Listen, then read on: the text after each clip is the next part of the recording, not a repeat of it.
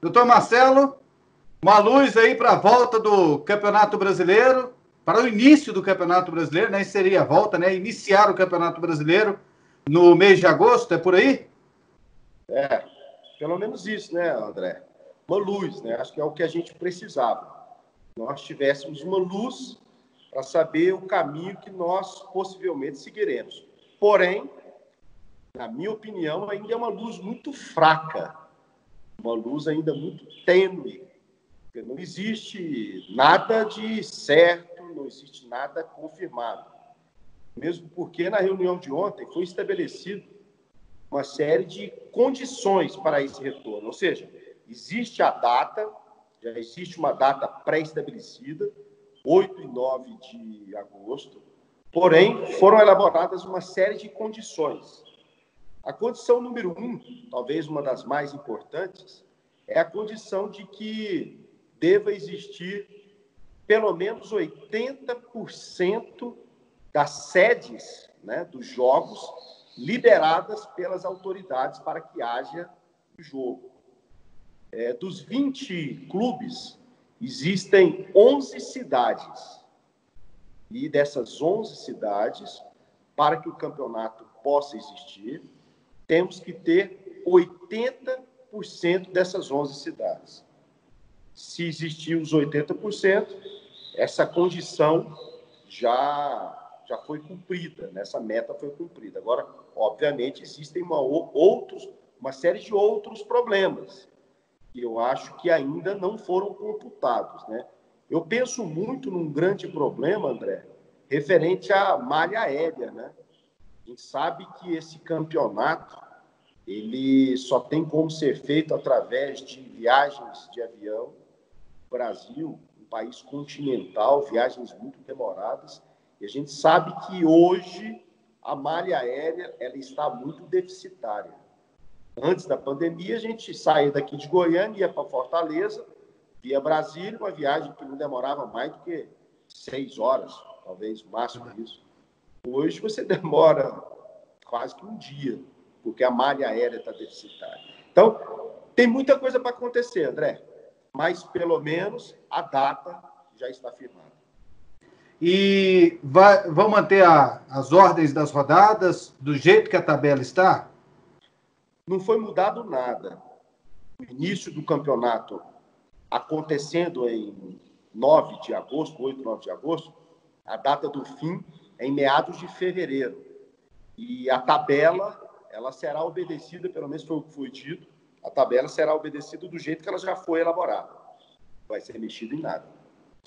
Parece que só um time, né, o Atlético Paranaense, não aceitou essa condição de ter que jogar em outro estádio se, por exemplo, a praça deles, Curitiba, não estiver liberada quando for para iniciar o Campeonato Brasileiro. O Goiás topa, né, caso isso aconteça. Aí acho que merece aí uma pequena consideração. Acontece que foi dito, então, que uma das condições era que existisse 80% das cidades liberadas.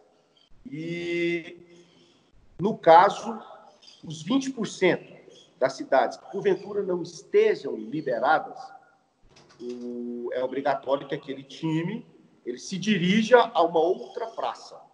No caso, o Atlético Paranaense, por exemplo, ele está um pouco em desvantagem, e eu até entendo, porque o Atlético ele começou a treinar.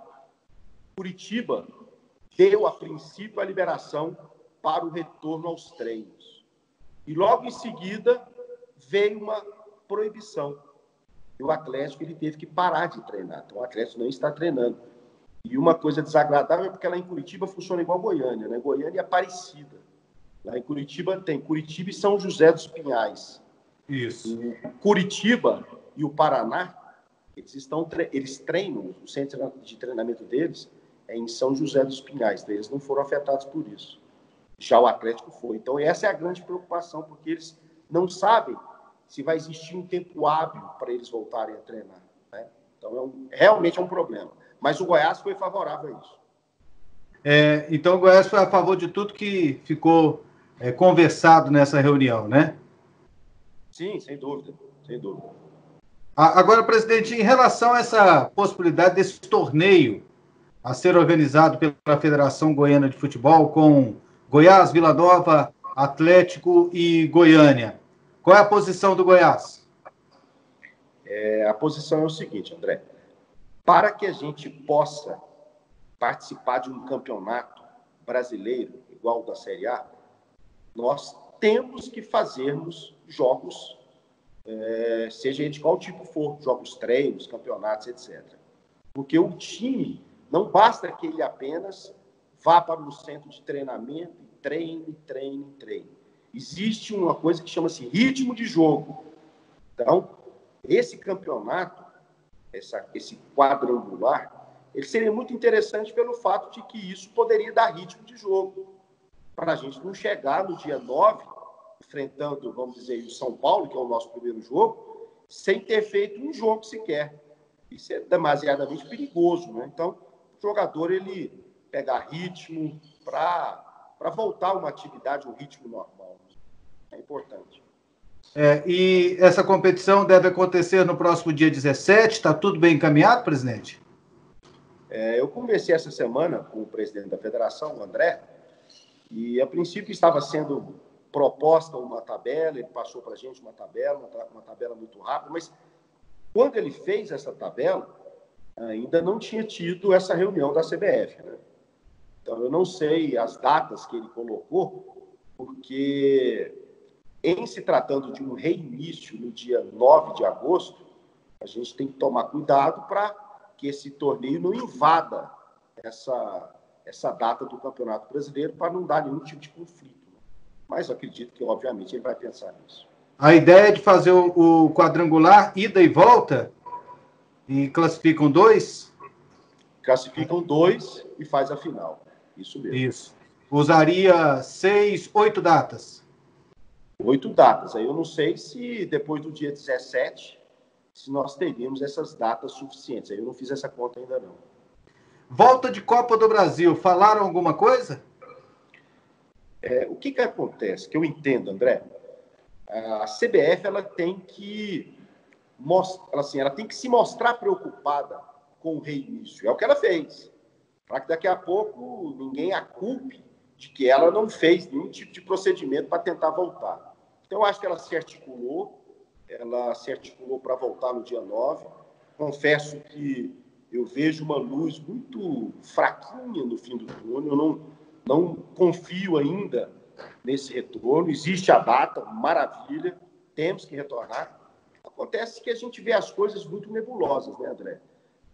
Aqui em Goiânia, o problema ele está ficando cada vez pior. As autoridades comunicam que o pior está por vir. E a gente fica pensando, como que vai ser isso tudo? A gente está se articulando para fazer um campeonato num momento onde tudo vai estar pior? Isso às vezes não entra na minha cabeça, né? É difícil, é complicado, mas faz parte do jogo. A gente tem que ir adiante, mas com segurança. O meu medo é que, de fato, a coisa piore muito mais do que já está. Presidente, como estão as finanças do Goiás a essa altura da pandemia? Tem informação que vocês recentemente, mais uma vez, acertaram uma redução salarial com funcionários e jogadores. Nós, desde o início dessa pandemia, nós temos dito que as negociações, tanto com os jogadores quanto com os nossos colaboradores, essas negociações iriam ser feitas mês a mês. E, de fato, está sendo feito isso. No início, tudo muito novo, tudo era novidade, né? Nunca se ouvia falar em negociação de redução salarial, né? Era uma coisa muito nova. Mas, a princípio, todos estão entendendo, tanto colaboradores quanto jogadores. Fizemos uma redução salarial pequena no início, essa redução aumentou um pouco, fizemos uma negociação posterior onde iria ter uma reposição daquilo que estava sendo descontado. Então, a gente tem feito negociações mês a mês. Confesso para você que as finanças, elas foram muito abaladas, nós perdemos todos os patrocinadores, nós não temos jogos, consequentemente não temos público, nós não estamos tendo televisionamento de jogos, enfim, aquilo que trazia receita para o clube parou de existir. Agora, felizmente, Deus está aqui do nosso lado nos ajudando. Vendemos o Léo Senna, uma boa quantia de dinheiro entrou para os cofres do clube, ajudou demais, ajudou muito. E agora, mês que vem, tem aí a possibilidade da entrada da segunda parcela da venda do Michael. Essa semana fomos pegos aí uma bela surpresa da possibilidade de entrar para os cofres do Goiás uma quantia também muito significativa referente ao Arthur, através daquele mecanismo de solidariedade, né?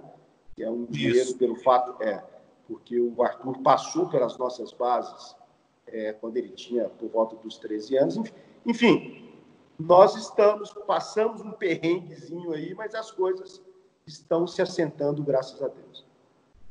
O senhor citou aí a possibilidade de receber a segunda parcela do Michael. Por quê? Estão com medo de não sair? O futebol brasileiro, como um todo, ele está em crise. E, obviamente, a gente não pode ser pessimista e imaginar, porque a parcela ainda não venceu. A parcela, ela vencerá por volta do dia 20 de julho, se eu não me engano. Mas a gente sabe que os grandes também foram afetados. Talvez até o grande problema financeiro seja maior nos grandes clubes, que têm as maiores despesas, os maiores salários. Então, realmente, ninguém nos falou nada ainda, está tudo muito tranquilo, e eu conto com esse dinheiro em julho, sim. O Goiás, geralmente, quando faz esses negócios, aliás, tem um time que não toma cano, não sei, eu acho que é o Goiás, no futebol brasileiro. A tal das garantias bancárias, né? Vocês buscam todas essas válvulas de segurança.